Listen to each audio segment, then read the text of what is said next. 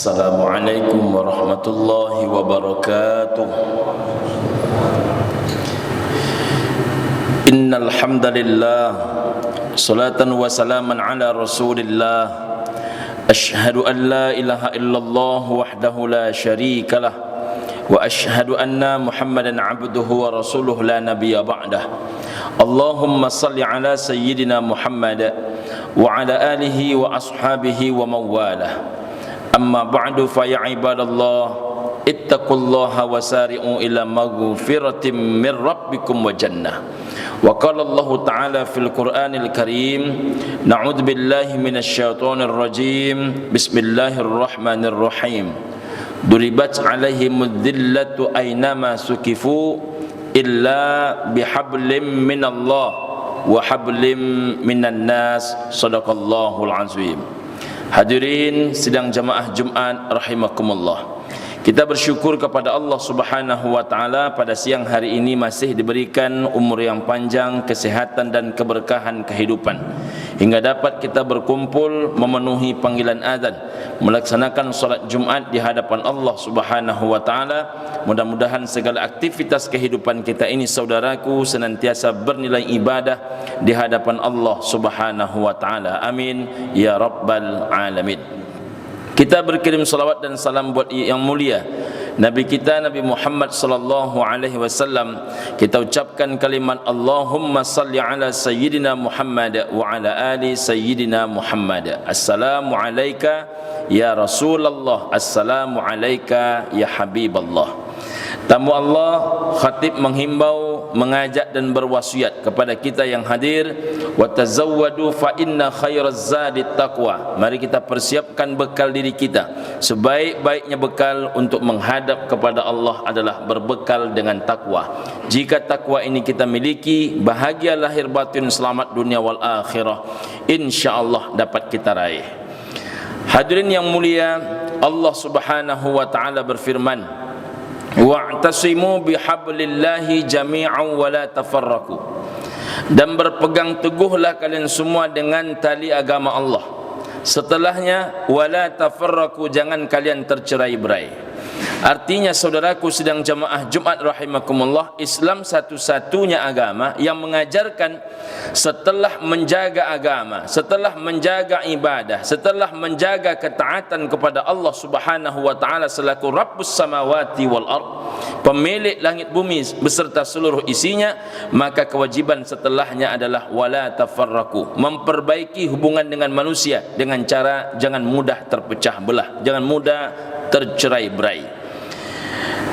Allah Subhanahu wa taala berfirman, duribat alaihimudz dhillatu aynama sukifu illa bihablim minallah wa hablim minan nas. Akan ditimpakan kepada manusia dimanapun mereka itu berada, kehinaan, keburukan dimanapun mereka berada, kecuali siapa yang tidak akan merasakan kehinaan dan keburukan itu, illa bihablim minallah wa hablim minan nas. Orang-orang yang senantiasa memperbaiki hubungannya dengan Allah dan orang-orang yang senantiasa memperbaiki hubungannya dengan manusia.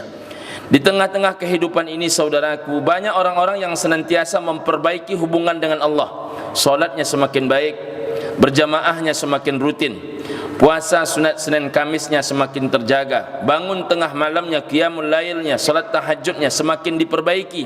Akan tetapi ucapannya kepada sesama makhluk justru tidak dia perbaiki. Apakah bisa masuk syurga ya Rasul? Orang yang baik hubungannya kepada Allah tapi rusak hubungannya dengan manusia. Kata Rasulullah sallallahu alaihi wasallam, tempatnya adalah neraka. Kalau begitu bisakah masuk syurga ya Rasul? Orang yang baik hubungannya dengan manusia tapi buruk hubungannya kepada Allah Subhanahu wa taala. Kata Rasul, tempat mereka pun juga adalah neraka. Syurga hanya bisa diraih dengan cara memperbaiki dua sektor kehidupan, vertikal dan horizontal. Vertikal hablum minallah, horizontalnya adalah hablum minan nas. Perbaiki amal ibadah dan ketaatan kepada Allah, di samping itu juga perbaiki hubungan dengan manusia. Siapakah manusia yang paling taat kepada Allah? Tak ada yang sehebat ketaatan selain baginda Rasulullah sallallahu alaihi wasallam, tetapi beliau adalah orang yang paling terjaga ucapannya. Siapakah orang yang paling baik? terhadap para tetangganya, dia adalah Rasulullah sallallahu alaihi wasallam, tapi sekaligus beliau adalah orang yang paling terjaga salat berjamaahnya. Siapa orang yang paling terjaga puasa sunat Senin Kamisnya? Dia adalah baginda Rasulullah sallallahu alaihi wasallam, sekaligus beliau adalah orang yang paling hebat menghormati tetamunya. Siapakah orang yang paling hebat menjaga hubungan dengan tetangganya? Dia adalah Rasulullah sallallahu alaihi wasallam, tapi beliau adalah orang yang terdepan dalam berjuang jihad fi sabilillah. Ketaatan kepada Allah tidak mengganggu kebaikan terhadap manusia, dan baik terhadap manusia tidak mengganggu ketaatan kepada Allah Subhanahu wa taala. Sesungguhnya Allah tidak menengok saudaraku kepada rupa kita, ajsamikum. Allah Ta'ala juga tidak menengok kepada ahsabikum, pangkat jabatan kita. Allah Ta'ala pun juga tidak menengok amwalikum, terhadap kepada harta benda kita. Apa yang Allah titipkan berupa tampan, berupa kulit putih, bersih, enak dan dipandang, semuanya itu adalah titipan Allah Subhanahu wa taala. Semuanya itu adalah pemberian Allah Subhanahu wa taala. Apa yang Allah berikan pangkat dan jabatan bukan karena kehebatan kita, itu pun juga adalah amanah dari Allah Subhanahu wa taala. Apapun yang Allah berikan berupa kekayaan, seluruhnya juga adalah bentuk kasih sayang Allah Subhanahu wa taala. Jangan sampai rupa, jangan sampai pangkat jabatan, jangan sampai kekayaan lalu membuat kita merasa lebih tinggi dibandingkan manusia kebanyakan. Sesungguhnya manusia yang paling mulia di hadapan Allah Subhanahu wa taala tergantung hati mereka, tergantung ketakwaan mereka. Makanya saudaraku sedang jamaah Jumat, nilai adab, nilai akhlak, nilai etika, nilai segala norma itu jauh lebih tinggi daripada ilmu. Saudaraku sedang jamaah Jumat rahimakumullah. Al-ilmu bila amalin kasyajari bila samarin. Ilmu tanpa diamalkan maka ibarat pohon tidak berbuah. Maka mari kita aktualisasikan segala nilai solat, puasa dan zakat dalam perbuatan keseharian. Orang yang solat, namanya saja sudah solat. Solat itu kata kuncinya terletak pada sujud dan rukuk. Melaksanakan solat di sebuah tempat disebut dengan masjid. Mengapa disebut namanya masjid? Mengapa bukan disebut namanya musalla? Bukankah di dalam masjid itu kita solat? Kalau di dalam masjid kita solat, maka sepintas lebih tepat namanya adalah musalla. Tapi kenapa disebut masjid? Masjid artinya tempat sujud. Di dalam masjid itu kata kuncinya adalah kita sedang bersujud.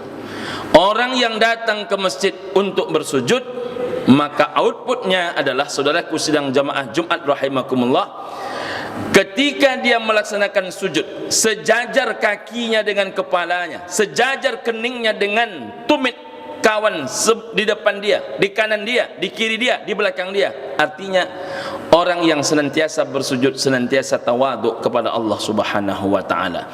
Orang yang tawaduk, maka hilanglah kesombongannya akibat aktualisasi solatnya. Maka tak mungkin orang yang solat itu sombong. Kalau ada orang yang solat itu sombong, maka berarti belumlah dia sujud dalam solatnya.